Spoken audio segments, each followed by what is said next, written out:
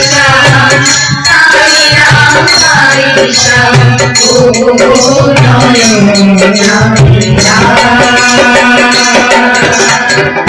तुम्हारे चरणों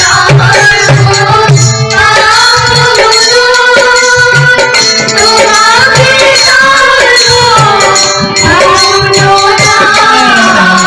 साई राम साई श्याम साई राम साई श्याम ओ नयन साई राम।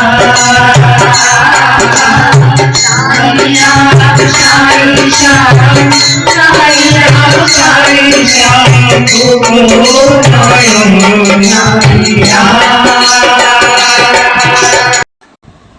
कभी कभी मैं अपने भक्तों को निराश कर देता हूँ, क्योंकि इसके पीछे बस एक ही कारण है कि मेरे भक्तों को वो जितना भी चाहता है ना, जो कुछ भी वो ज़िंदगी में पाने की ख्वाहिश रखता है ना, उससे भी ज़्यादा उसको मिले। बस मैं यही चाहता हूँ। इसीलिए कभी कभी मैं उसको दुखी कर देता हूँ, क्योंकि जब वो दुख का अंत होगा ना, जब उसका सुख आएगा ना जीवन में, तब उसको वो एहसास होगा कि अरे, मैंने तो ये सोचा भी नहीं था, फिर भी मुझे मिल गया। इसीलिए जब भी तुम्हारे जीवन में, तुम्हारी ज़िंदगी में दुख हो ना, बस ये जान लेना कि अब सुख आने वाला है। और ये पाप और पुण्य का चिंता क्यों करते हो कि तुम्हारे हाथों कितना पाप हुआ है और तुम कितना पुण्य कर पाओगे या कर रही हो? इसमें बारे में इतना चिंतन क्यों करते हो?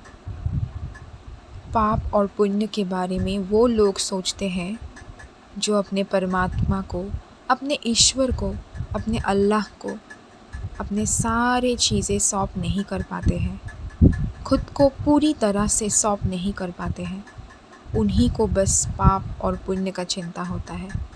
लेकिन जिन्होंने भी अपने परमात्मा, ईश्वर और अल्लाह को सारी चीज़ें सौंप दी है ना, वो कभी पाप और पुण्य के बारे में नहीं सोचते।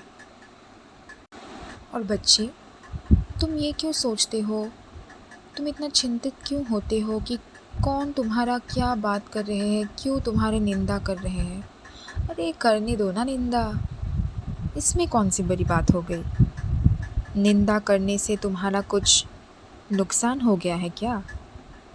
तुम बस शांत रहो, और जब भी तुम्हें कोई निंदा करे, तुम कुछ ना कहो, तुम बस शांत रहो।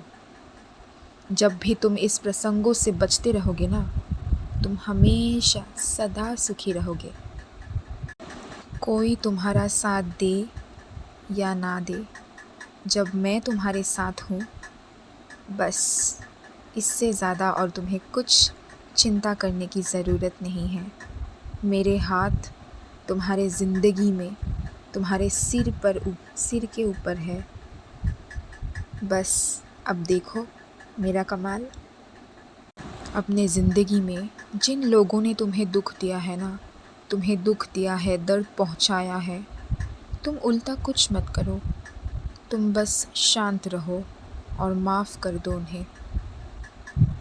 जब तुम उन्हें माफ़ करोगे ना और शांत रहोगे, तुम ऐसी ताकत बन जाओगे ना कि तुम्हें पहाड़ भी रास्ता देंगे।